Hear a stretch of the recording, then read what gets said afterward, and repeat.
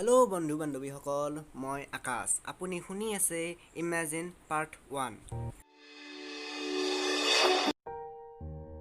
তাৰ নাম লিউ। জানুৱাৰী 2019 চনত নৱমৰ পৰা দশম শ্ৰেণীৰ বছৰেকীয়া পৰীক্ষাৰ ৰিজাল্ট ল'বলৈ স্কুলত গৈছিল। সি শ্ৰেণীৰ ভিতৰত প্ৰথম স্থান পাইছিল। সি ঘৰত আহি মাকক শ্ৰেণীৰ ভিতৰত প্ৰথম স্থান পোৱা বুলি ক'লে। মাকে ক'লে, সেইটোনো কি ডাঙৰ কথা, যোৱাবাৰৰ দৰে।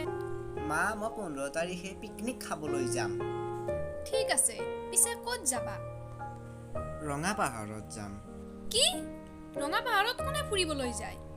মোৰ লগৰ বন্ধু বান্ধৱীবোৰেও যাব। ঠিক আছে। 15 তাৰিখ আহিল। কোনে জানে কি হ'ব?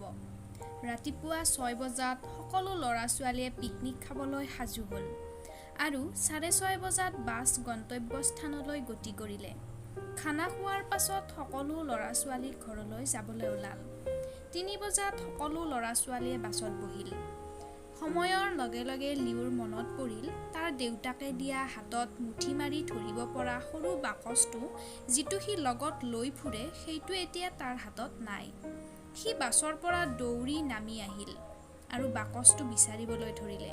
কিছু সময়ৰ পাছত বাকচটো তাৰ আগত পৰি আছিল আৰু বাকচটোৰ কাষত বাঘ এটা ৰখি আছিল। কিছু সময়ৰ পাছত বাঘটো লিউক দেখি গুচি গ'ল। লিউৱে সাৱধানে সৰু বাকচটো হাতত ল'লে। সকলো কাম শেষ হোৱাৰ পাছত লিউ ঘৰত এতিয়া যাব লাগে। বাকচটো লিউ খুলিব পৰা নাছিল। বাকচটোত কি আছে লিউৱে ভালদৰে নাজানে। সি জনামতে বাকচটোত এটা শিল আছিল। লিউ এতিয়া বাছখন থকা ঠাইখিনি আহি পালে। কিন্তু এয়া কি? বাছখন তাৰ ঠাইত নাই। পাহাৰীয়া অঞ্চল, সোনকালে গধূল হয়। বনৰীয়া জীৱ-জন্তু ওলাই কাৰণে লিউৰ বন্ধু বান্ধৱীবোৰে তাক এৰি থৈ ঘৰলৈ গ'ল। এতিয়া লিউ বনৰীয়া জীৱ-জন্তুৰ লগত পাহাৰৰ জংঘলত আছিল। সি থকা পাহাৰখন ডাইনছৰৰ প্ৰজাতি ধ্বংস কৰা এষ্ট্ৰইড আছিল। এতিয়া বৰষুণ দিব ধৰিলে আৰু লিউ এজোপা গছৰ তলত বহি ল'লে। সি বৰষুণৰ টোপালত অলপ অলপ ভিজিব ধৰিলে। হঠাৎ তাৰ গাত বৰষুণ পৰা বন্ধ হ'ল। সি দেখিলে এজনী ছোৱালীয়ে ছাতি লৈ তাৰ কাষত থিয় হৈ আছিল। সি অনুমান কৰিলে যে ছোৱালীজনী বয়সত তাতকৈ অলপ ডাঙৰ হ'ব। ছোৱালীজনীয়ে তাক সুধিলে, তোমাৰ নাম কি? ইয়াত কি বিচাৰি আছা? সেইটো তুমি নোপোৱা, এতিয়া তুমি উভতি যোৱা। লিউৱে একো বুজি নাপাই ক'লে, মই বিচাৰি উলিয়ামেই, কিন্তু আমি কি বিচাৰি আছোঁ? তোমাক মালিকে কি বিচাৰি উলিয়াব লাগে তাক কোৱা নাই? এতিয়া কিন্তু তুমি মোৰ লগত কাম কৰিব লাগিব। ঠিক আছে।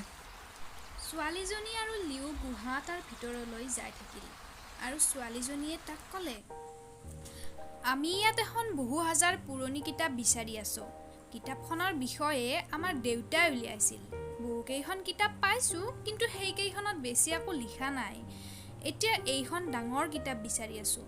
যেতিয়া সেইখন কিতাপৰ কথা দেউতাৰ বন্ধু এজনে গম পালে, তেতিয়া দেউতাৰ বন্ধুজনে দেউতাক হত্যা কৰি কিতাপখন বিচাৰিবলৈ ধৰিলে। কিতাপখন বেচি সি বহু টকা উপাৰ্জন কৰিব। সেইকাৰণে সি তোমালোকক বিচাৰিবলৈ কৈছে। কিন্তু তুমি মোক এইবোৰ কথা কিয় কৈ আছা? সেইটো মই তোমাক পিছত ক'ম, ছোৱালীজনীয়ে ক'লে।